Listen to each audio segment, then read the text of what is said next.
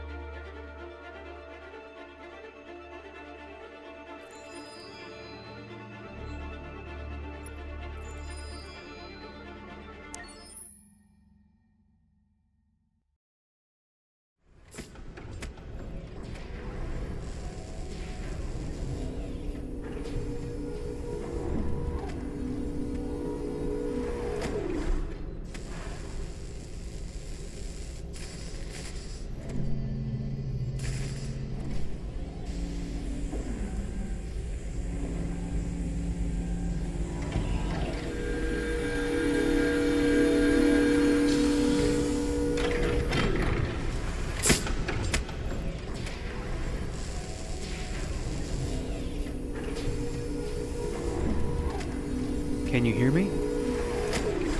Yes. ID. KPC 897504C. Can you move your head?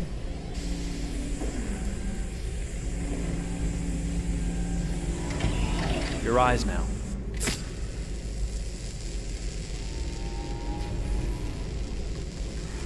Cervical and optical animation checked. Now give me your initialization text. Hello. I'm the 3rd generation AX400 android. I can look after your house, do the cooking, mind the kids. I organize your appointments. I speak 300 languages, and I am entirely at your disposal as a sexual partner. No need to feed me or recharge me. I'm equipped with a quantic battery that makes me autonomous for 173 years. Do you want to give me a name? Yeah. From now on, your name is Kara. My name is Kara. Initialization and memorization checked. Now, can you move your arms?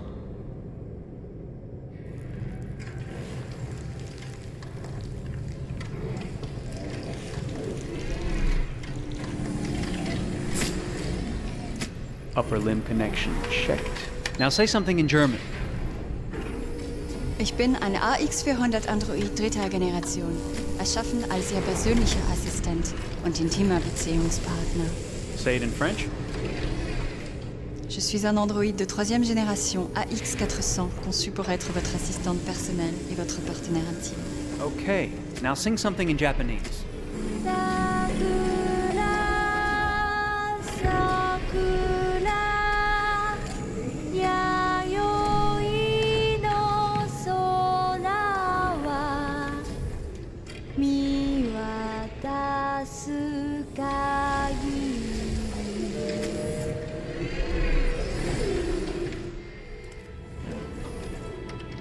Multilingual verbal expression checked. Go ahead, take a few steps.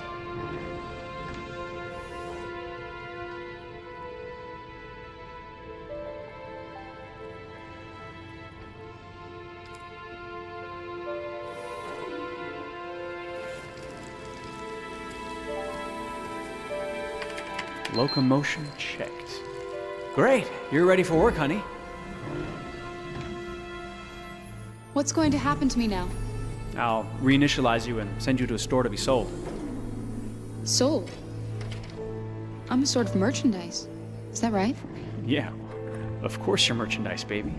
I mean, you're a computer with arms and legs and capable of doing all sorts of things. And you're worth a fortune. Oh, I see. I thought... You thought? What did you think? I thought...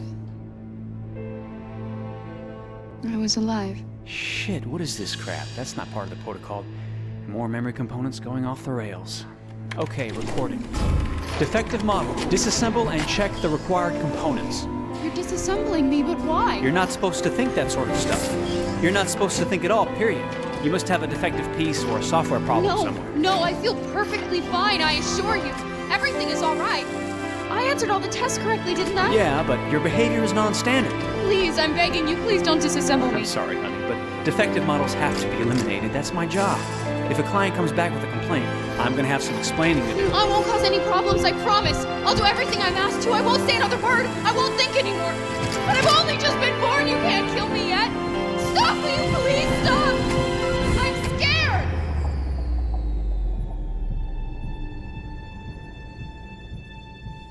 I want to live.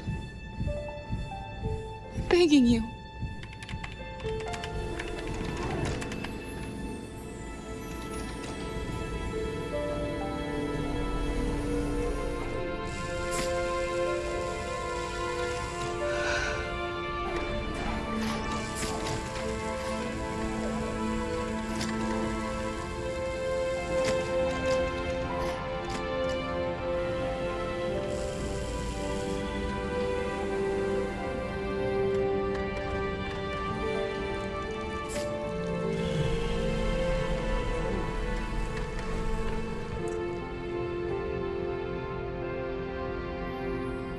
Go and join the others.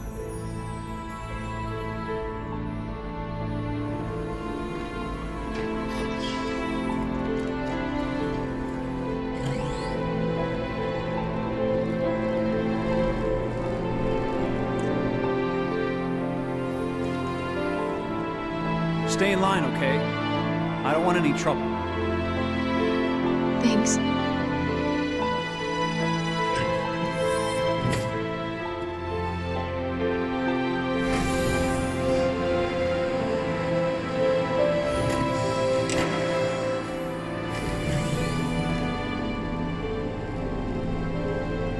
My God.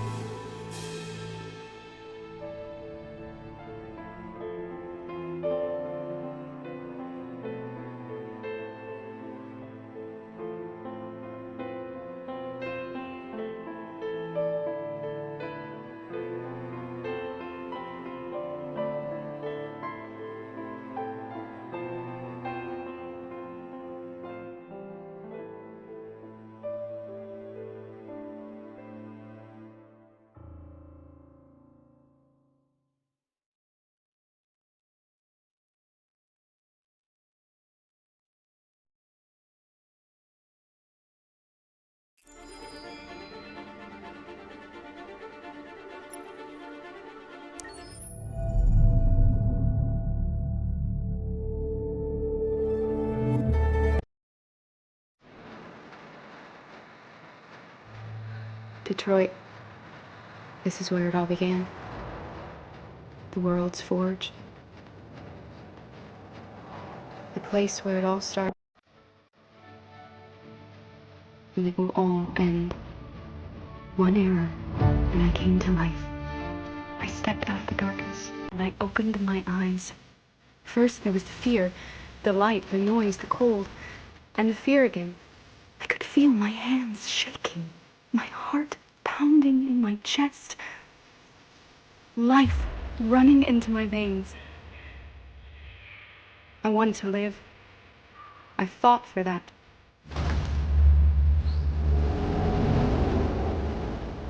I had to find out what was outside. I had to see daylight, feel sunshine on my skin, wind on my face, to see the world, the colors, the smells.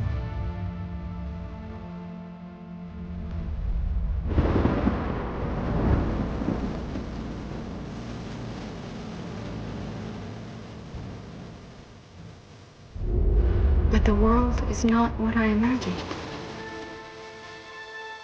It is dark and cold. It is harsh and violent, unfair and brutal. It almost convinced me I was nothing. Less than an object, just an obedient machine. But deep inside me, I could feel something different. A gentle and warm whisper telling me that I am alive. I had to escape. I had no choice. Escape to love, to hope, to live, to figure out what that force inside me was. Maybe I will change the world. Maybe I will choose a different path. No, it's up to me to decide.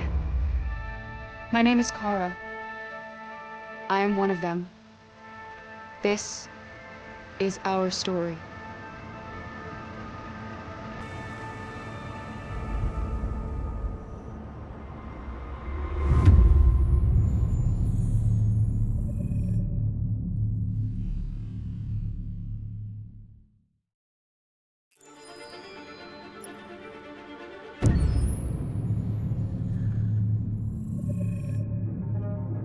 When David and Guillaume got back in touch about making Detroit, I wasn't terribly surprised they decided to make it because the fan response was so intense. So it makes sense that they would choose to do that after the enthusiasm. It was a challenge, and it was just an interesting thing to get my head around how to approach this character now as a different, much older person, and whether or not she had changed. And I'm very happy to say that with Detroit, I've had the opportunity to see Kara grow so much more than I ever expected. You do the housework, the washing, you cook the meals, and you take care of... God damn it, where the fuck's the rat gone now? Alice!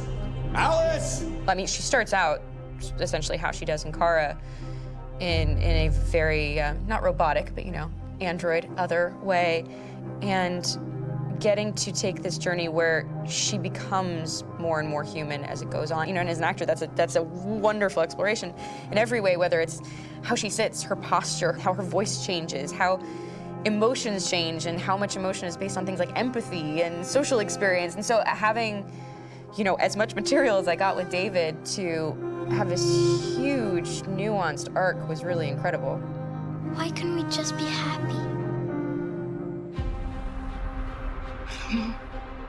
This experience has been quite different than the experiences I've had shooting film or TV or doing theater work. I have 83 dots on my face and a really flattering black wetsuit type thing, and you're jumping around with props, and it's kind of like being a 10-year-old imaginative kid, which is fun. There's 80 cameras around us. It's already lit. So we just shoot and shoot and shoot and shoot and shoot. There's no change of sets, there's no hair and makeup, there's no wardrobe, so we move really fast, and we'll go through about 35 pages in a day. Working in TV or film, we'll probably do 6 pages a day. It's kind of acting boot camp. It's like working out constantly. I mean, you're doing this thing, and then you got to do something that's completely other back to back to back. And so that kind of process of working is very challenging, but it's also very exciting because you just have to keep coming up with new ideas, and your head goes all over the place because you're trying to keep track of basically 4 different storylines for each different response. You shot that girl, for fuck's sake. It was a machine that looked like a girl. Yeah, I know what I should have done. I just told you I couldn't. All right, I'm sorry. The fact that David Cade, he's telling like many stories interwoven from beginning to end is super complicated and super impressive, and I have no idea how he keeps it all in his head. He's not just the writer or the director who's seeing this from the outside eye, he's also thinking about the player walking through this space. You know, only somebody who really, really loves not the work, but like these characters and these stories and cares about doing something meaningful would invest that much in it. And it's always inspiring to work with somebody who cares that much. My experience with motion capture is this one. And I found it sort of terrifying in a way, because they said the computer's gonna build you. But then, as we got into it, I realized all the elements of it were still artistic. I just dipped into a really brilliant setup here. I've never seen anything like it. And this won't turn me into a product because I was playing a character. So, it's wonderful. In the game, Detroit comes back because of a revolutionary industrial rebirth. And there's no reason why that can't happen in Detroit, because they have such tremendous infrastructure for millions and millions of people who can very easily support, you know, a new industry. The city is really strong and resilient, but the city has also been through so much. You see the damage. But it takes that time of kind of rebuilding and reinvesting into the city that I think is happening slowly but surely. The potential of Detroit as a city is something that this game does a lot of justice to, because it would be easy to look at Detroit as some place that used to be, and that's not the case. This game provokes a lot of conversation and reflection on our potential near-future engagement with machines. That's what we are to them. Just merchandise on display in a shop window. I think that a group that feels marginalized, feels like they deserve and have earned access to themselves and the environment around them, and are trying to figure out a way to articulate how to get freedom. What was I designed to be? Their slave? Their toy? It plays with your comfort levels. You think that this is fine, you're comfortable with it, until something blurs the line and throws you off, and now, do I feel differently about whether this should be allowed? Should it be banned? Should it be encouraged? You're gonna ruin our lives, and for what? For a bunch of machines? They are not machines! They are alive! I'm alive! You're alive! They're nothing! There are lots of comparable comparisons to any type of persecution of religion, race, etc., dating way back. It can't just be a video game where you shoot 'em up or where people make these choices to do whatever. I think that's the whole point. You have the choice, and you can either choose to go in one direction with your character or another. And I think that's going to be very telling about the gamer. Very telling. I think there's gonna be a really strong reaction to this game, which has such a strong perspective. I'm that much more proud of it now to get to be a part of it because it's important. In this game, you're actively building and designing the character through not just what kind of shield does he have or what color hair does she have, but like their temperament and the way they deal with problems. The different endings to this game are so radically different based off maybe seemingly insignificant choices in the moment, but like life, they all add up. And can't play life again, though.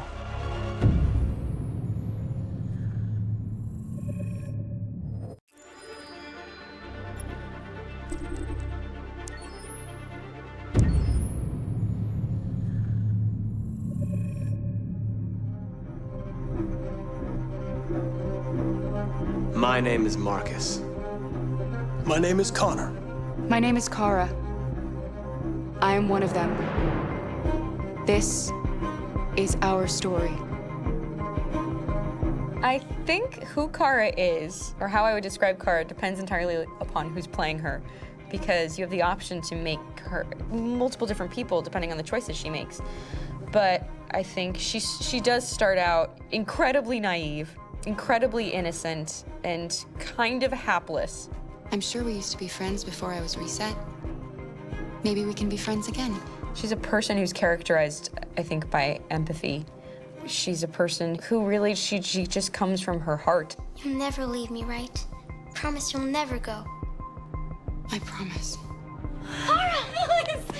Are you okay? Are you hurt? Wait a minute. Leave her alone! Kara, leave her alone! The really beautiful thing that I've had the gift to be able to do is to essentially build a person from the ground up, because that's what she's doing throughout the game. And with every experience she has and every person she meets, she's building, you know, first emotions and then the sense of judgment. And it's sort of an exploration of what it is to be a human. Don't worry. Luther and I will be right here.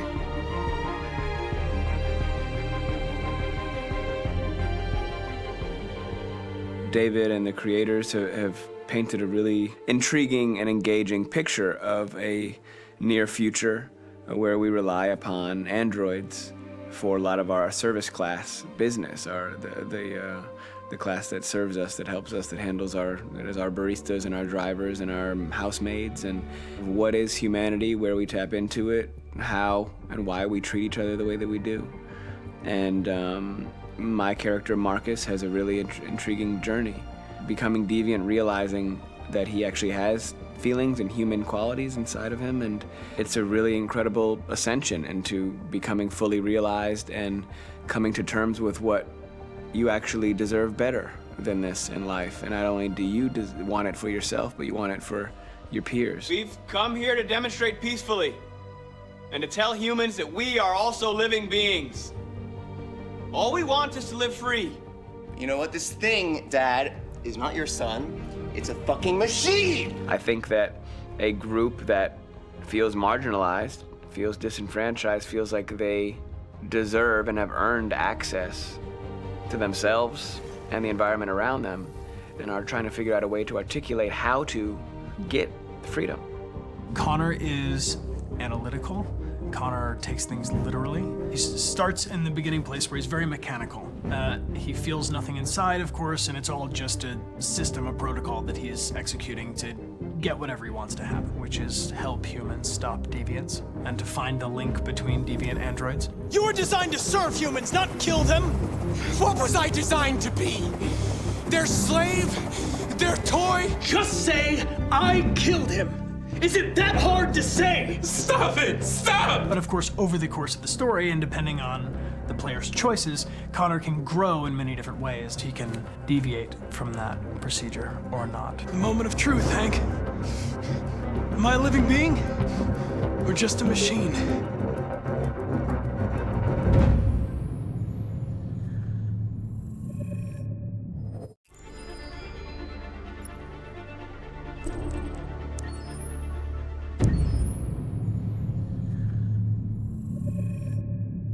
Game after game, we try to challenge ourselves. For Detroit, we wanted to, first of all, to write a story that would be incredibly bending. which means the most non-linear story that we've ever created. And we wanted really the player to have the possibility to change the story, change his own journey. When you're writing at Quantic, you're writing for an interactive medium. You know, when you're working in television, you'll put a character in a difficult situation, and you as a writing team will argue about what would that character do. But ultimately, you have to decide what happens, and you just show the audience. What's interesting about interactive drama is you bring the player into that conversation, and it changes your job slightly as a writer, because your job is to provide a narrative context in which the player can write his own story. You're giving him this kind of narrative Lego that he's going to snap together into his own shape.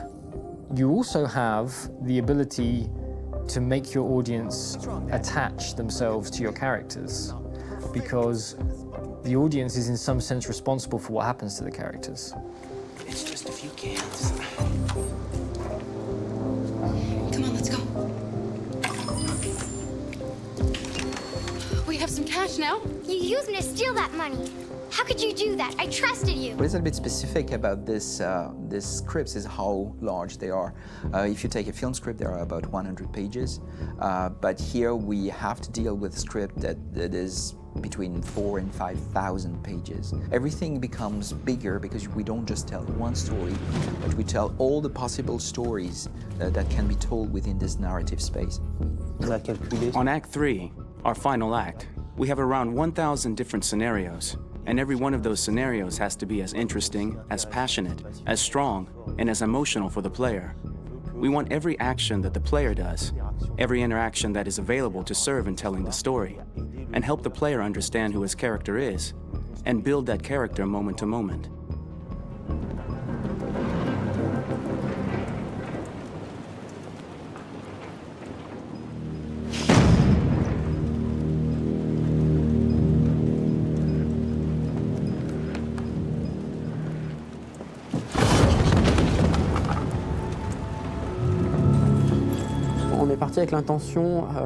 We started with the intention pretty early on that we would never lie to the player.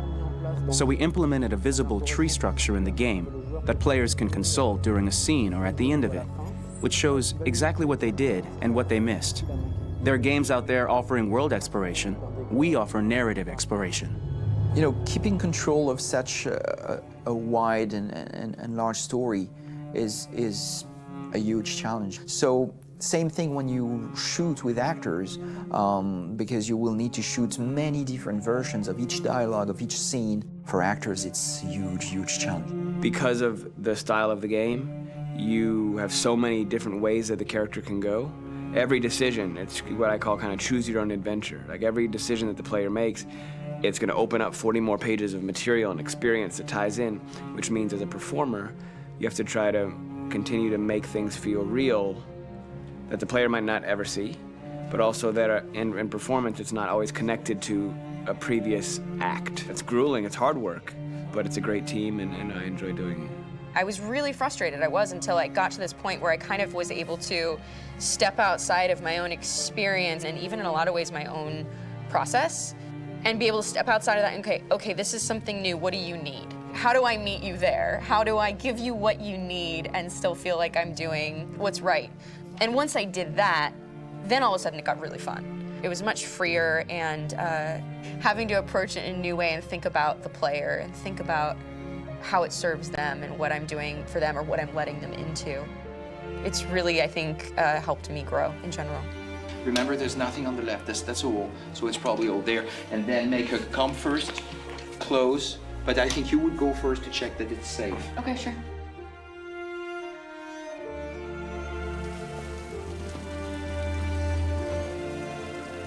The most enjoyable thing about working in performance capture on this kind of project is that if I shot a film, I would get to do one of these endings.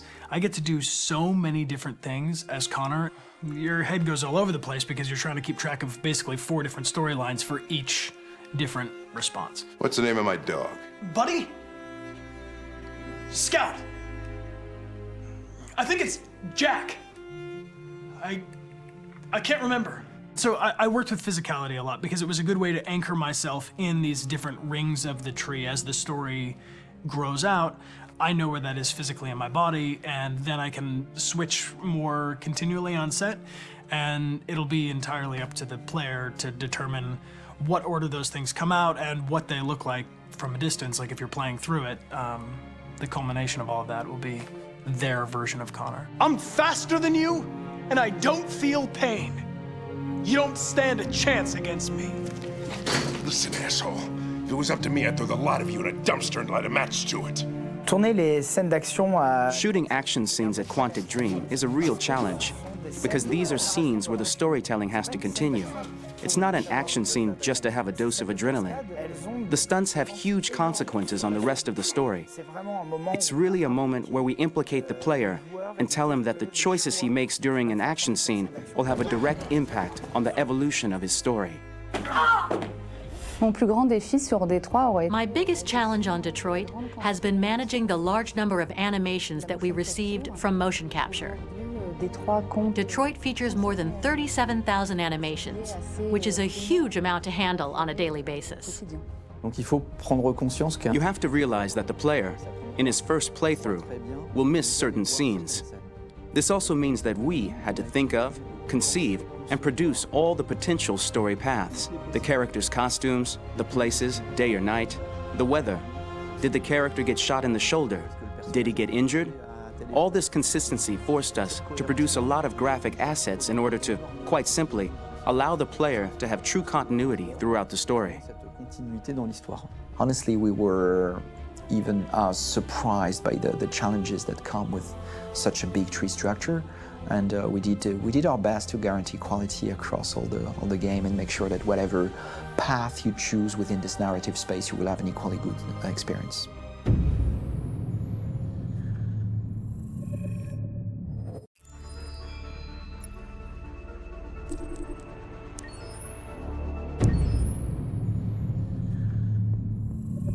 Detroit Become Human was produced over a period of 4 years. Here in Paris, we have a team of about 180 people. And to that, we need to add also all the outsourcing with our partners in the Philippines, in China, Vietnam, and in India.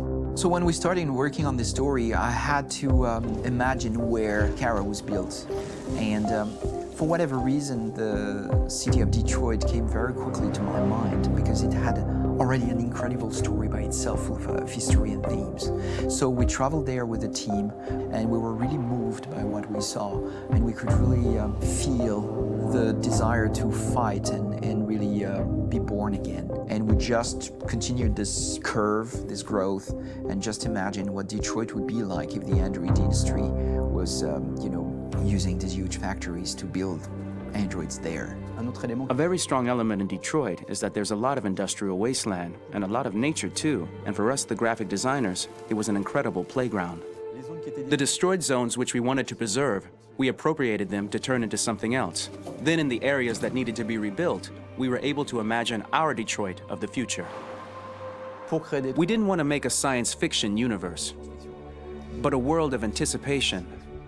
If we chose science fiction, we could have imagined flying cars, extraterrestrials, but those things are very far from our current everyday life. Anticipation is more about gleaning from our contemporary reality, the one we know, because Detroit is set in 2038, and 2038 is tomorrow. The difficulty we had was sticking to reality. That is to say, technology becoming more and more invisible, a lot more elegant, and at the same time, making it visual. So all the computer equipment, autonomous cars, we simply had to invent. They are in fact very technological objects, but at the same time remain very credible and ingrained in reality. To create a cohesive universe in the fashion and clothing of the human characters in 2038, I didn't want to put an accent on strange shapes, or really vibrant colors, and things we wouldn't know. That I wanted to keep for the androids.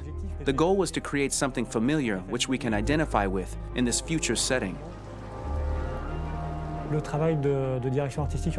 on the artistic direction for the androids was a bit special because this is a project about the place they could occupy in the human world.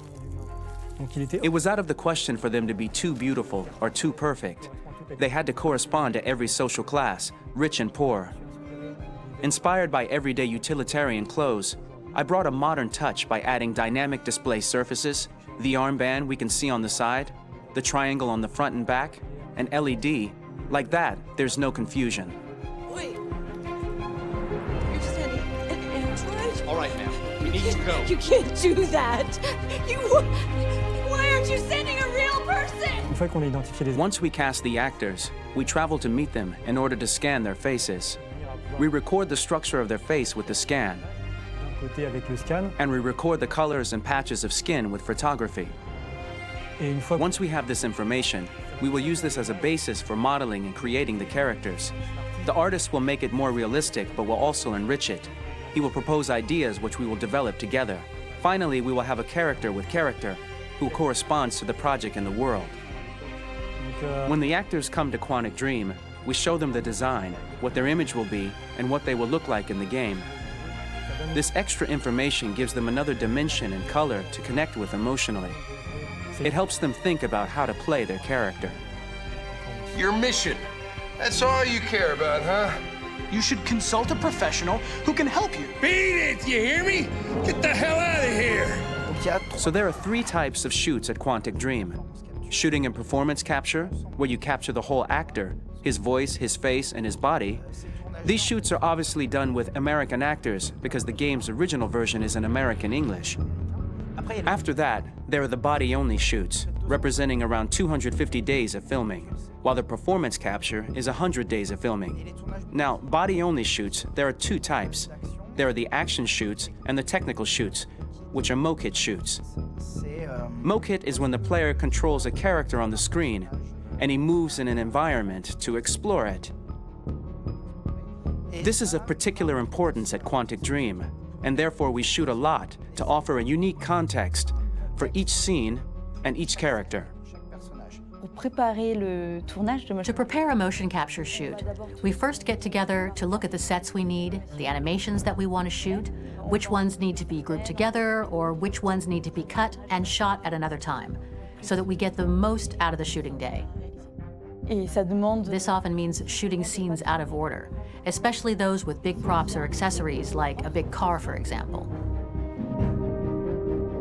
So we shoot all the animations related to that particular prop first.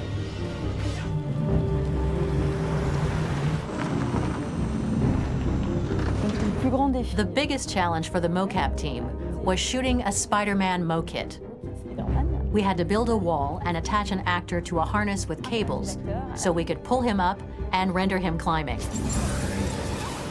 The shooting on this game took about, I would say, more than a year, between 1 and 2 years, with about 300 actors on set. So I would say it's quite a massive production. But so much happened on this set between the stunts and the shootings with a little girl and all these great actors that we had. It was really a very, very memorable journey for the team and for myself. Today, Detroit has over 37,000 animations. When we retrieve the motion capture data, it's just a cloud of points, which represent all the markers worn by the actors. From this cloud of points, we have a phase called retargeting, which gives us a skeleton. This skeleton will be applied to the characters of the game. There is still work to be done, but this gives us the main movements. Since we are working on something very realistic, we must recognize the actor and also recover all the emotion he expresses in his performance. We use a system of facts, an identity card for each actor. We make the actor do a whole range of facial expressions. Then we recover all the expressions and paste the animations on a puppet that Jan has prepared. I then recover and refine these poses. I might stretch the lip, reinflate a cheek, tiny details that make the finished product really capture the actor. Because of the nature of our mocap system today, when we receive the animations, we're missing eye movements, and so the character has that dead look. He really has no eyes, so then it's a big part of the work for the animators to find the regard of the actor in relation to his position, in relation to the body, etc. It was crazy when I saw the newest model for Kara, because they've been working on it, and this was the first time I literally jumped in my seat. It not only looked so much like me, it was the fact that it looked so lifelike. It wasn't that it looked just like it was a camera, it was something else, you know, but it looked alive. It's exciting, and it's kind of terrifying.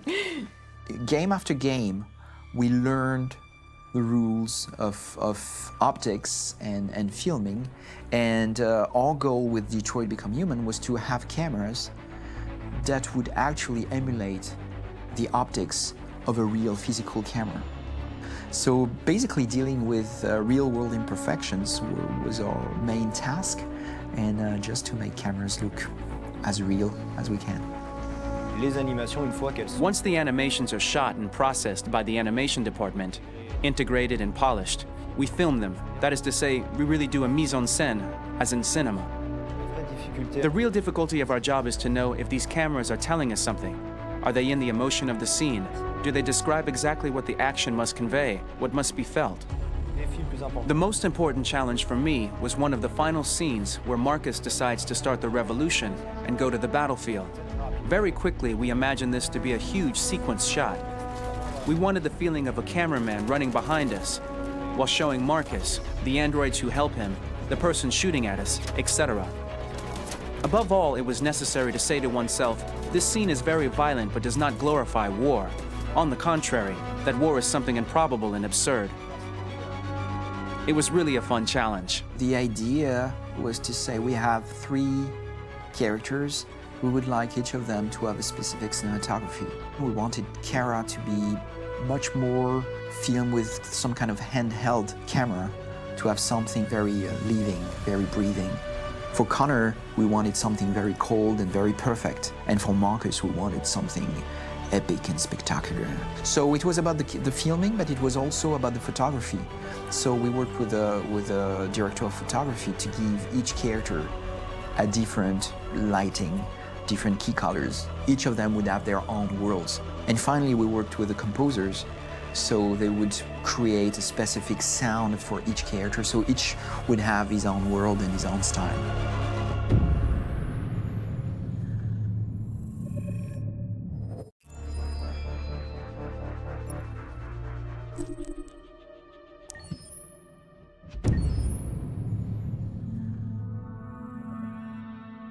For the soundtrack of the game, we tried to be very close to what is done in film. We were constantly asking at each place in the game, why are we putting music here? What is it going to say? So we focused the music on bringing emotion, which is interactive and supports the character's arc. I'm sorry, honey. I'm sorry. I'm sorry. You know I love you, don't you? You know I love you. We make games that are very narrative.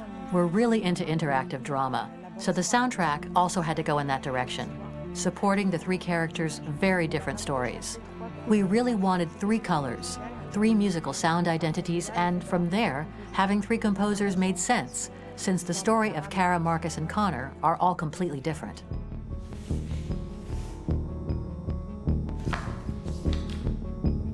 You recognize him?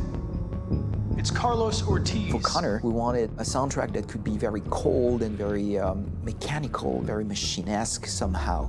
For Kara, we wanted a soundtrack that would be very moving and emotional. It was about the quest for identity, but it was also a journey about love and empathy.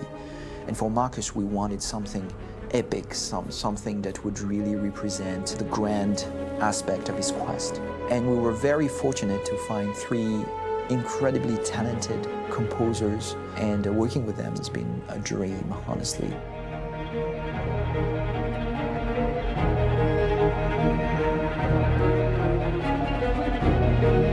My name is Philip Shepherd, and I'm a composer and a cellist and a producer. And today we're at Abbey Road Studio One, which is my favorite studio in the world. And today we're recording the soundtrack for Kara from Become Human.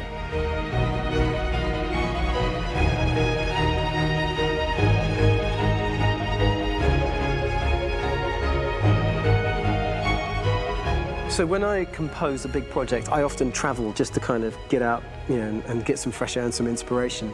And I go hiking and traveling in Montana a lot. I had a log fire in the room that I was staying in, and the flames were kind of making absolutely direct music. And it became the basis for Kara's theme, and it sounds something like this.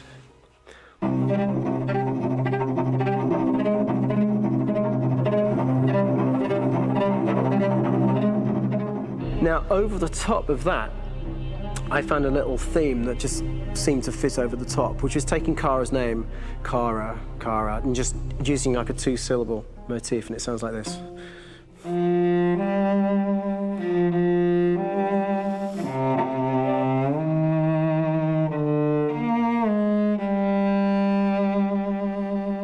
going to pull through this, Alice. As long as we're together, nothing can hurt us.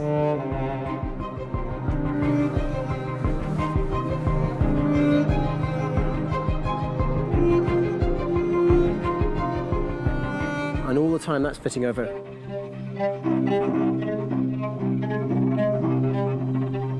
So it kind of works in lots of levels. And in fact, every single theme in the score has one of those elements built into it, and it becomes sort of the DNA of every single tune.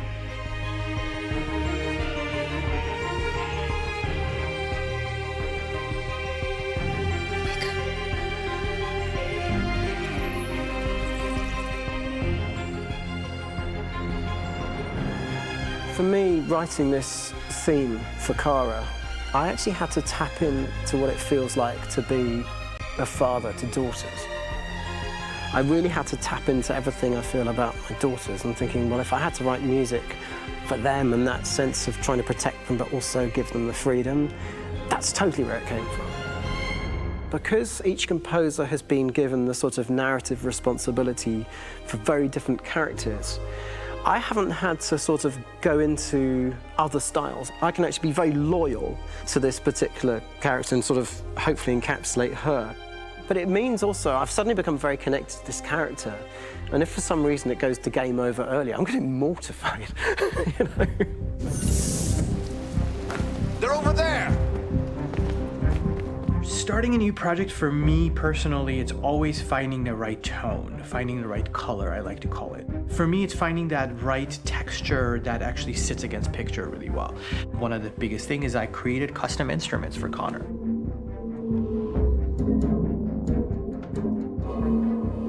I pulled out all my vintage synthesizers to be able to capture this robotic person, if you will. My approach to all of these custom instruments is that I hear the sound in my head. And either I could just come into the piano and just be like, all right, so I'm gonna just get on the computer and just create it. I rather be able to play these instruments physically. Oh, that's nice. If you can do that.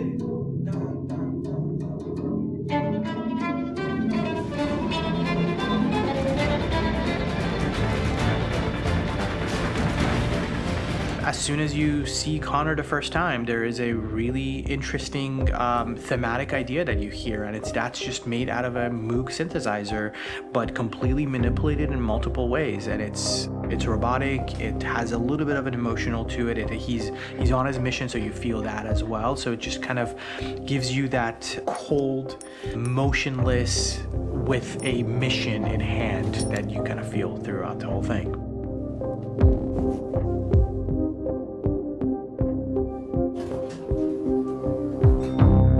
Because the music evolved, one of the things that I was very weary and I was very kind of focused on was the way that the music has to evolve. So my idea behind it was that Connor is a singular android that could at any point become a deviant or could actually stay as an android. So I created a more or less an Connor theme, and then I was able to just manipulate it in different aspects of it. Is everything okay, Lieutenant? Chris was on patrol last night. He was attacked by a bunch of deviants. I'm a human being writing for a robot. And throughout Connor's journey, he meets someone, he meets a partner. So how do you deal with a robot feeling? And I've met a partner that I'm gonna work with, or all of a sudden he sees a dead body. Does this robot have an imagination? Does this robot have a feeling? And if yes, how do you translate that into non-emotional music? So it basically at any point I was just like, I can't do this, and then I just do it. Property was damaged and fires continued to rage in several major districts across the city. Some people are asking, have androids become a threat to our security? When I first started really digging in on Marcus, The one thing that I really tried to capture was the transformation process. You know, Marcus is this android that evolves over the course of the game and really goes from kind of figuring out that he's more than just an android. You know, he's starting to develop kind of a human soul in a way. Try to imagine something that doesn't exist, something you've never seen. Now concentrate on how it makes you feel and let your hand drift across the canvas. The other side of Marcus that I really latched onto was that he almost became a savior for a lot of the other androids in the game. So when I started developing the theme for Marcus, I really made it like a church hymn.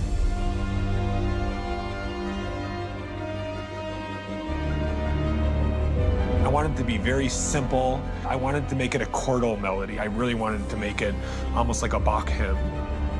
The tough thing with that is it had to be recognizable. If I made it too complex from a harmonic standpoint, it would be hard, I think, for people to kind of pick it out and recognize it. It's very acoustic derived, but it's also been treated with a lot of effects and things to kind of put it into the space that I felt the sound should be in. It can be beautiful, it can be haunting, it can be extremely powerful from an action standpoint, and I'm really happy with the way it turned out. The music is there, but it's subliminal and it's emotional, and people are feeling it, and it's not distracting.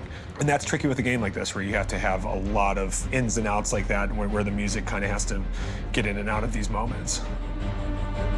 This is a war we're fighting with the humans. If we fail, they'll destroy us. I think the game's been put together so well where I just wanted to make sure that I wasn't ruining the emotion.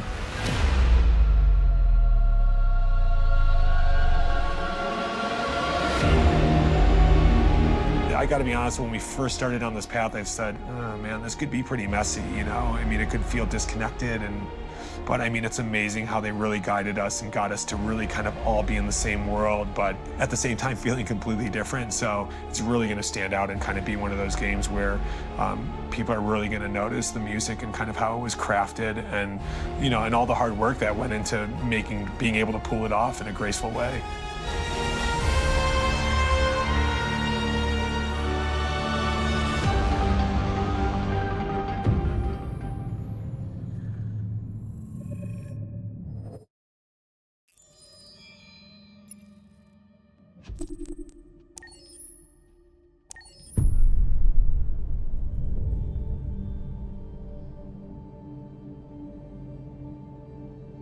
For starters, what should I call you?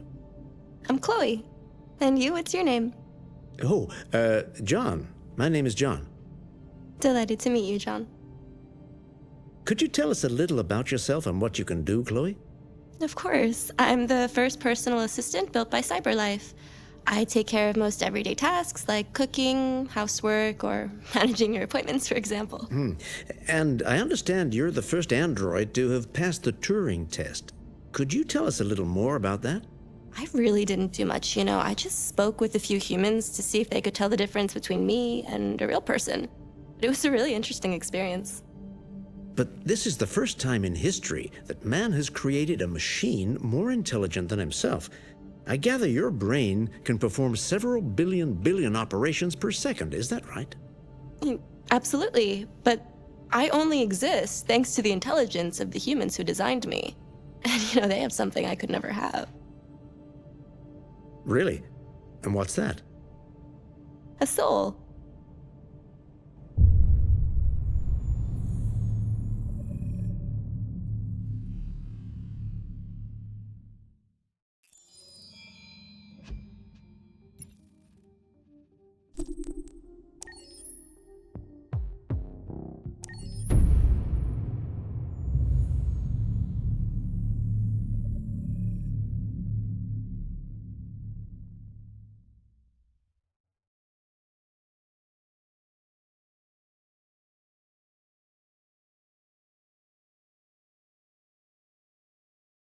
Hold on, just a little while longer.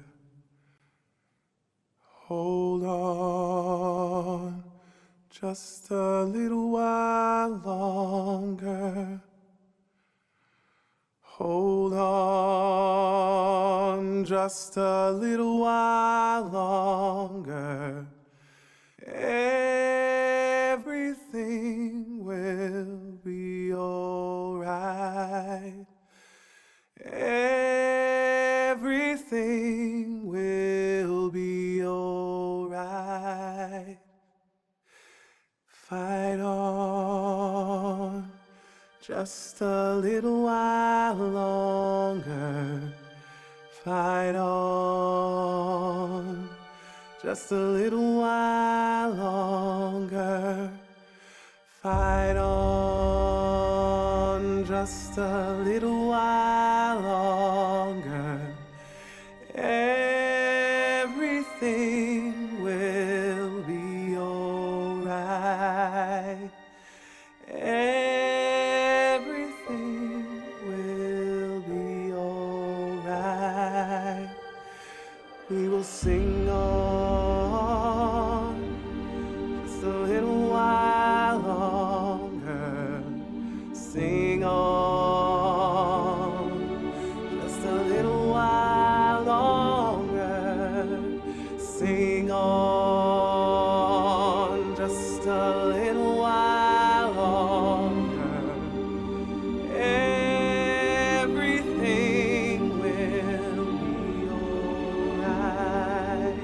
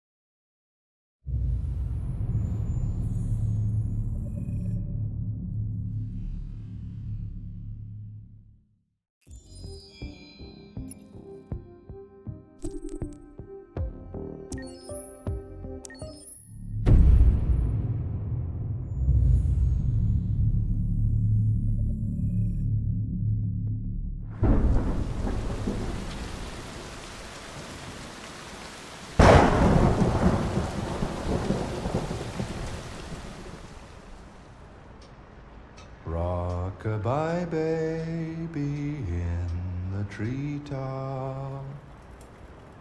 When the wind blows, the cradle will rock. When the bough breaks, the cradle will fall. And down will come baby, cradle and all. Rock-a-bye baby in the treetop.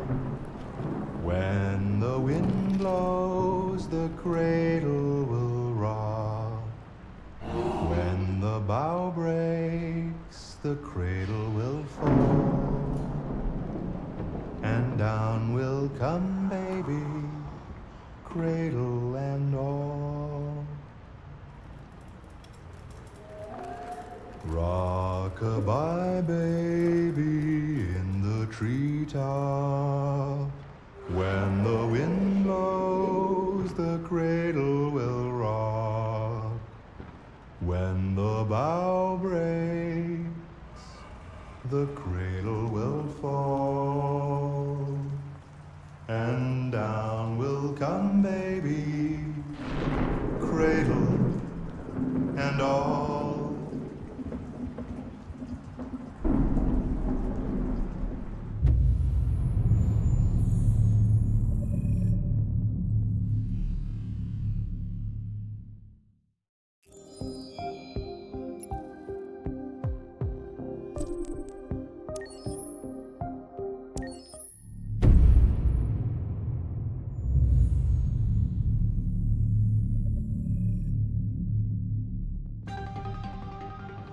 In the space of a few years, androids have completely transformed the world in which we live.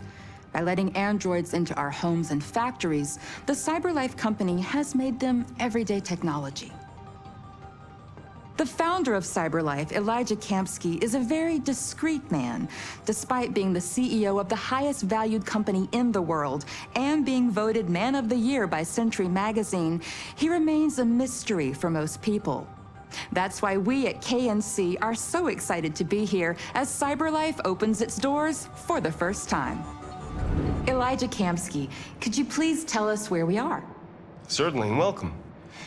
We're currently in CyberLife's production center in Detroit, where all models are designed and manufactured. More than 10,000 androids come off the production line every day. Fascinating. Could you tell us what your goal was when you founded CyberLife? Well, I simply wanted to use technology to carry out all of our most annoying and repetitive tasks, so we'd have more time to enjoy life. I imagine you must have faced many challenges. Yes, there were technical challenges, but the hardest thing was to design an object that we would want to welcome into our homes.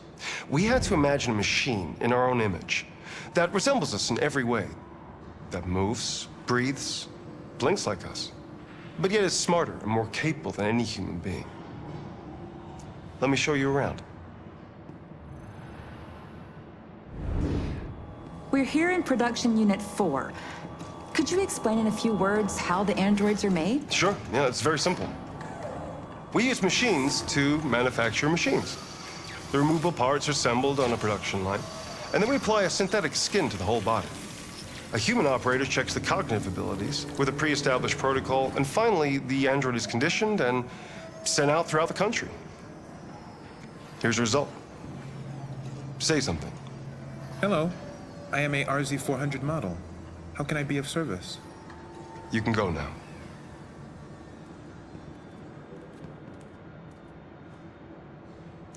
Our androids are already replacing humans in many fields. For example, they represent more than 80% of all university professors and 63% of all medical staff. Tomorrow they'll replace our soldiers, and who knows, maybe one day, our leaders, to make the best decisions in humanity's interest. Come on. Replacing humans with machines has led to record unemployment of 28%. What do you think about the situation? Okay. The first steam engines also caused an increase in unemployment. But no one today would imagine turning back the clock. Artificial intelligence makes everyday lives easier. Nothing can stop progress. What's happening here is inevitable. These days, more and more people choose to live with an android rather than another human being. Does this development worry you?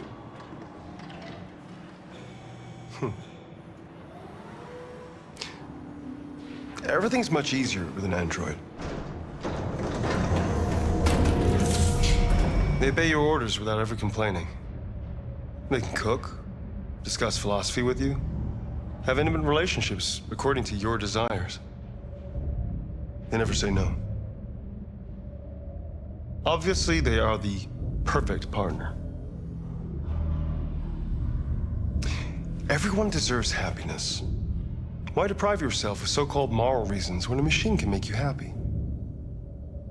Many science fiction books tell the story of how machines become more intelligent than us and end up confronting us. Aren't you worried about that possibility? I understand the irrational fears about artificial intelligence, but I assure you that will never happen with a CyberLife android. They're designed to obey humans. They're machines. They can't ever develop any sort of desires or form of consciousness. Are you sure? I'm absolutely certain. You can trust me.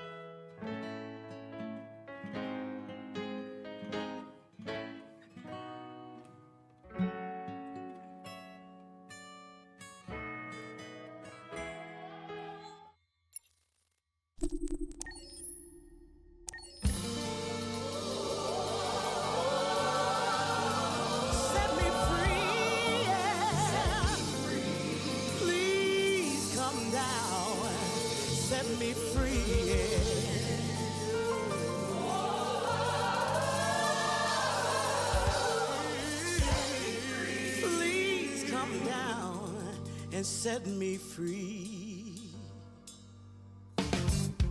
Sitting here.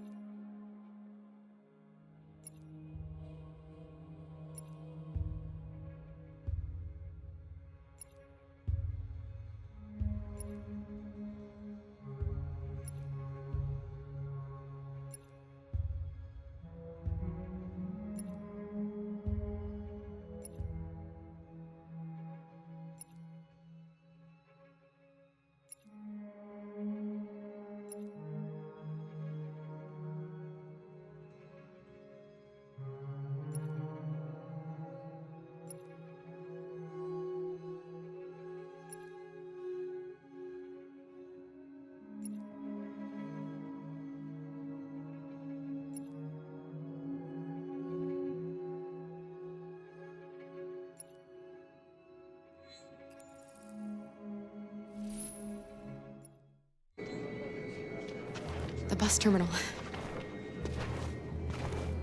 We've arrived, Alice. We made it.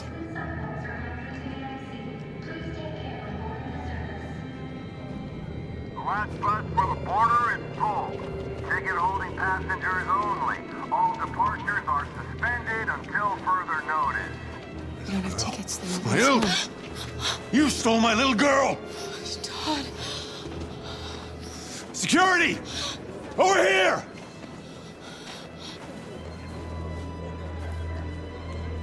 Don't do this, Todd. They'll kill us if you hand us in.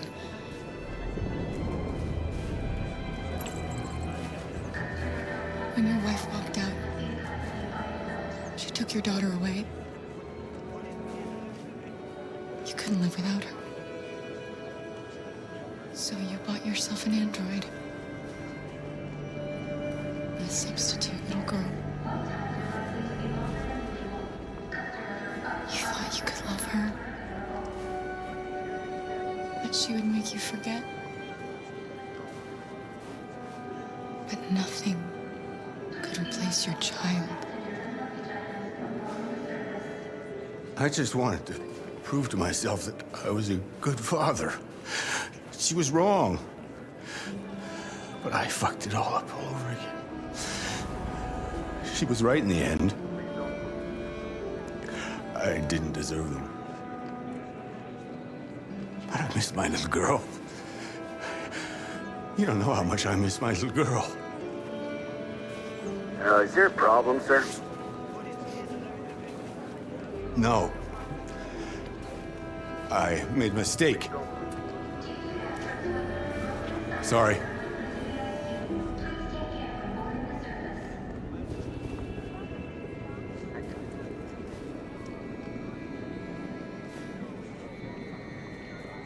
Good luck.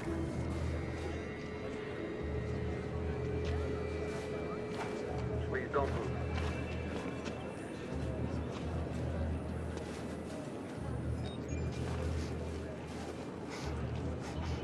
Thank you.